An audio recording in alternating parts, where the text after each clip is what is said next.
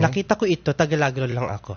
Nakita ko ito nasa Deparo. Okay. Okay. Kailan ba binalik sa atin to? Kahapon po, ang nakasulat po ni Sir dito, Sabado po niya ng umaga nakita. Hindi po siya marunong gumamit.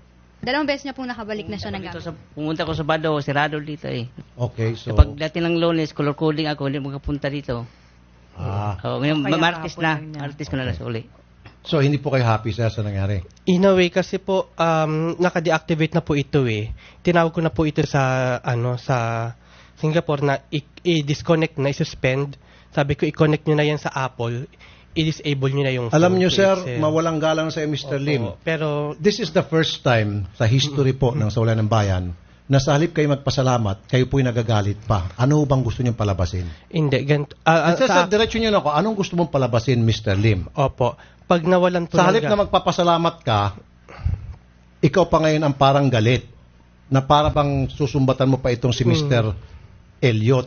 Ano bang gusto mong palabasin? pag may Pati nawala, kami pinapagalitan mo pa. Ay, hindi naman po. Galit ka sa amin. Ay, Anong hindi problema mo sa amin? ang sabi ko lang po, sana pag may nawalan na gamit, maisoli. Kasi madali naman po malaman, may number naman po. Hindi nga siya marunong gumamit Hindi ko marunong magamit na, sir. Pipindutin nilang po. Talaga hindi siya marunong magpindot eh. Sige Can po. you blame him? Ikaw sandali lang, Mr. Lim, may pinag-aralan ka, siya wala. Hindi niya alam yung sistema. Ang hirap sa iyo eh. Imbis na matuwa ka pa eh, pinipikon mo ako eh. Itong tao, he's being honest, he's being kind. Okay, nag-abala pa siya pumunta rito, wala siyang kalamalan paano magpindot-pindot sa mga cellphone na yan. Pagagalitan mo pa siya, pahagingan mo pa siya. Bastos ka naman. Bastos yung ginagawa mo, Padre, Mr. Lim. Hindi, sir eh, hindi eh. Pag mamalaki mo pa Singapore, ano ngayon? Fuck the Singapore. Ano ngayon kung Singapore yan? You're out of line. Opo, I'm sorry Ayoko for yan. that Ayoko po. yung ginagawa mo. Naninisi ka pa. Itong tao, nagmamagandang loob. Pasensya na pero jahirin po pareho po sa amin. Kasi Ngayon, kung meron kang problema, dahil nawalan ka ng pera, nawalan ka ng kita, kasalanan mo yun dahil burara ka eh. yun nga po. Kasi kung hindi ka burara, in the first place, hindi ka nawalan. So don't blame yung pagiging burara mo dito sa tao na nagmagandang loob sa'yo. Naintindihan mo, Padre? Aha. Bibigyan kita ng pera pa rin.